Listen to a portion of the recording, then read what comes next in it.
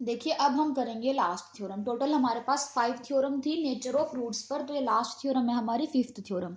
इसमें देखिए हमारे पास रूट्स कैसे गिवन है, ये हमारे पास कोई भी लीनियर ऑटोनोमस सिस्टम गिवन है जिसकी characteristic equation equation number first ये दी हुई है। अब हमें क्या पता है कि जो इसके रूट्स हैं, कैरेक्टरिस्टिक इक्वेशन λ1 और λ2 जो इसके रूट्स हैं ये कैसे हैं, प्योरली इमेजिनरी हैं, ठीक है। और देन द क्रिटिकल पॉइंट, अगर हमारे पास ऑटोनोमस सिस्टम के जो रूट्स आ रहे हैं वो कैसे आए, प्योरली इमेजिनरी आए, तब हम क्या बोलेंगे, जो क्रिटिकल पॉइंट होगा वो क्या शो करेगा, एक सेंटर को शो करेगा, ठीक है। अब देखिए प्योरली इमेजनरी रूट्स हमारे पास है, प्योरली इमेजनरी। लास्ट टाइम देखिए हमारे पास टोटल, मान लो अगर हम कोई कॉम्प्लेक्स नंबर लिखते तो अल्फा प्लस आयोटा बीटा और alpha minus iota beta type से लिए थे हमने रूट्स। अब यहाँ पर उसने बोला है कि जो रूट्स हैं वो प्योरली इमेजनरी हैं। इट मीन्स इसका जो रियल पार्ट है, मीन्स अल्फा है, वो क्या हो जाएगा, जीरो हो जाएगा, क्योंकि यहाँ पर रूट्स कैसे हैं, प्योरली इमेजनरी। तो इट मीन्स इसका जो रियल पार्ट हो जाएगा वो जीरो हो जाएगा, ठीक है। तो हमारे पास रूट्स क्या आएंगे, λ1 हमने मान लिया आयोटा बीटा है और λ2 हमने मान लिया माइनस आयोटा बीटा है, ठीक है।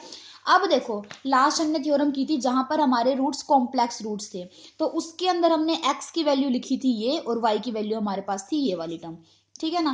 क्योंकि लास्ट टाइम जब हमने ये वाली थ्योरम की थी इसमें हमारे पास रूट्स कैसे थे, कॉम्प्लेक्स रूट्स थे। यहां पर जो था वो रियल पार्ट नॉन जीरो था, ठीक है। बट इस वाली थ्योरम में हमारे पास जो रियल पार्ट है वो जीरो है। तो यहाँ पर क्या चेंज होगा, देखो हमारे पास सॉल्यूशन x और y ये हमने लिख दिया था ना, इतना काम हम कर चुके थे। यहां तक सेम आप एज इट इज करेंगे, बट यहाँ पर क्या हो रहा है कि जो हमारे पास रियल पार्ट है वो जीरो है। तो यहाँ पर अल्फा की वैल्यू क्या हो जाएगी, जीरो, क्योंकि रियल पार्ट जीरो है, रूट्स हमारे पास प्योरली इमेजनरी है। तो यहाँ पर जब हम अल्फा की वैल्यू जीरो रखेंगे तो ई रेस टू पावर जीरो क्या हो जाएगा, वन, और यहाँ पर भी ई रेस टू पावर जीरो क्या हो जाएगा, वन। तो ये दो टर्म्स तो हमारे पास क्या बन जाएंगी, वन बन जाएंगी। तो हमारे पास x की वैल्यू क्या बचेगी, k1 cos beta T plus phi one, और y की वैल्यू क्या बचेगी, k2 cos beta T plus phi two, ठीक है। ये वाली चीज इसने यहाँ पर लिख रखी है, ठीक है। ये सेम काम है जो आपने पीछे वाली थ्योरम से एज इट इज उठा लिया, बट उसमें और इसमें फर्क क्या है कि वहां पर रियल पार्ट था जो वो नॉन जीरो था, और इस थ्योरम में हमारे पास जो रियल पार्ट है वो जीरो है, ठीक है। यहाँ पर k1 k2 five one two कोई भी कॉन्स्टेंट है। अब देखो the third represent the path in real x y phase plane, जो ये हमारे पास एक्स वाई होते हैं, तो ये क्या करेगा, एक पाथ को रिप्रेजेंट करेगा, ठीक है ना, एक पाथ को रिप्रेजेंट करेगा किसके अंदर, एक फेस प्लेन के अंदर।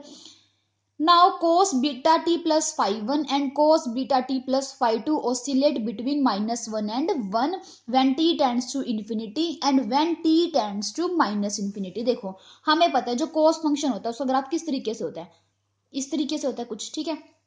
कोस का ग्राफ किस तरीके से होगा। अब इसने बोला कि जब हम टी को माइनस इन्फिनिटी अप्रोच करवाएं या इन्फिनिटी अप्रोच करवाएं, जो कोस का ग्राफ होता है वो किसके बीच में ऑसिलेट करता है, वन और माइनस वन। यहाँ पर होता है वन और यहाँ पर क्या होता है, माइनस वन। तो जो कोस का ग्राफ होगा वो वन और माइनस वन के बीच में क्या करेगा, ऑसिलेट करेगा, ठीक है ना। तो इसका मतलब वो कन्वर्ज नहीं कर रहा, मतलब उसकी लिमिट जो है वो एग्जिस्ट नहीं कर रही, क्योंकि जो कोस होता है उसके अंदर हमारे पास जो फंक्शन होगा टी को जब हम इन्फिनिटी अप्रोच करवाएं या माइनस इन्फिनिटी अप्रोच करवाएं, दोनों ही केस में क्या है, जो ये फंक्शन है कोस, ये वन और माइनस वन के बीच में ऑसिलेट कर रहा है। तो it means limit does not exist, ठीक है ना। देयरफॉर, क्योंकि देखो जो इसने लिख रखा है cos beta T plus phi one and cos beta T plus phi two oscillate between minus one and one when t tends to infinity and when t tends to minus infinity। therefore neither, तो ना तो x की limit exist करेगी और ना ही y की limit exist करेगी। Obviously बात है, जब ऑसिलेट कर रहा है तो लिमिट कैसे एग्जिस्ट करेगी, ठीक है। Therefore paths do not approach zero zero, ठीक है ना। पाथ अप्रोच कब करता है, जब इनकी लिमिट क्या आती, जीरो आती, और इसकी लिमिट भी क्या आती, जीरो। बट यहाँ पर तो हमारे पास क्या आ रहा है, ऑसिलेट कर रहा है, तो इसका मतलब क्या है कि जो पाथ होंगे वो अप्रोच नहीं करेंगे, ठीक है। But x and y are both periodic function. Obviously बात है, जो कोस होगा वो क्या होता है, पीरियोडिक फंक्शन, जिसका पीरियड कितना होता है, टू पाई। कोस का पीरियड कितना होता है, टू पाई। तो उसने बोला कि जो एक्स और वाई हैं वे दोनों कैसे हैं, पीरियोडिक हैं। Therefore, a point R describing a path returns to its original position after time 2 pi by beta। देखो पीरियोडिक का मतलब क्या होता है कि एक पीरियड के बाद वो उसी वैल्यू को दोबारा अटेन कर ले, वही चीज होती है पीरियोडिक, ठीक है ना। कि किसी एक टाइम, मतलब किसी इंटरवल, ठीक है, किसी भी एक टाइम ऑफ इंटरवल के बाद क्या कर ले, वो उसी वैल्यू को दोबारा अटेन कर ले। अब हमारे पास जैसे कोस का पीरियड कितना होता है 2 पाई, तो मतलब 2 पाई के बाद कोस अपनी वैल्यू को क्या करेगा, दोबारा अटेन करेगा। बट यहाँ पे हमारे पास फंक्शन क्या है, cos beta T plus phi one, ठीक है ना। जैसे यहाँ पर कोस बीटा टी है, ठीक है, तो यहाँ पर हमारे पास जो इसका पीरियड होगा वो कितना होगा 2 पाई/बीटा, ठीक है। तो मतलब जो हमारे पास पाथ होंगे वो 2 पाई/बीटा के बाद दोबारा अपनी वैल्यू को अटेन करेंगे, ठीक है। पीरियोडिक का मतलब आपको पता है कि एक पीरियड के बाद वो अपनी वैल्यू को दोबारा अटेन कर ले, मतलब उसी वैल्यू पे दोबारा आ जाए एक पीरियड के बाद, ठीक है। इसका पीरियड कितना है यहाँ पर 2 पाई/बीटा। Therefore path are closed curves surrounding 0 0, वही बात है, देखो 0 0 के सराउंडिंग, मान लो 0 0 पॉइंट है, इसके सराउंडिंग क्या है कि इसने क्या किया 2 पाई/बीटा के बाद क्या कर लिया, मान लो यहाँ से चला तो 2 पाई/बीटा के बाद अपने इसने दोबारा वैल्यू को ले लिया, ठीक है ना। तो इस तरीके से हमारे पास क्या बनेंगे यहाँ पर क्लोज्ड पाथ बनेंगे, ठीक है, अराउंड 0 0। सिंपल सी बात है, फंक्शन पीरियोडिक है, पीरियोडिक है तो इसका मतलब क्या होगा, एक वैल्यू एक टाइम के बाद वो अपनी वैल्यू को दोबारा लेगा, तो यहां से एक पीरियड के बाद, ठीक है ना। तो इसी वजह से इसने बोला है कि therefore a point are describing a path returns to its original position after time. यहाँ पर पीरियड कितना दे रखा है 2 पाई/बीटा, ठीक, कोस का होता है 2 पाई, यहाँ पर कोस बीटा टी चल रहा है, तो इस वजह से इसका पीरियड कितना हो जाएगा 2 पाई/बीटा। पास क्या बनेंगे, क्लोज बनेंगे, कर्व सराउंडिंग 0 0। अब इसमें देखो डी क्या था, डिस्टेंस फंक्शन था हमारा, कहां से कहां तक, क्रिटिकल पॉइंट से लेके इन पॉइंट, यहाँ पर एफ टी और जी टी है, तो 0 0 क्रिटिकल पॉइंट से एफ टी जी टी का क्या था डिस्टेंस।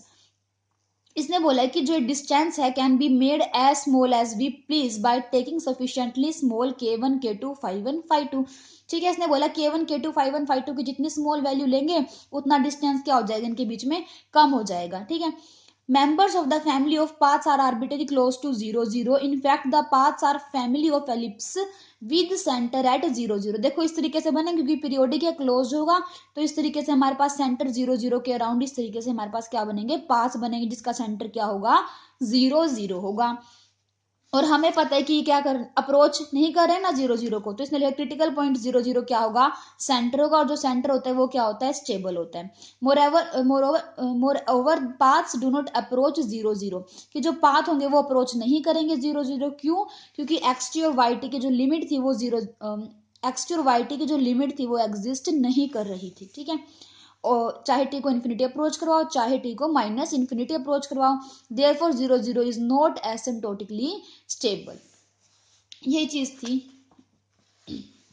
होप आपको समझ आ गई हो, अगर इसमें कोई भी डाउट हो तो फिर पूछ लेना।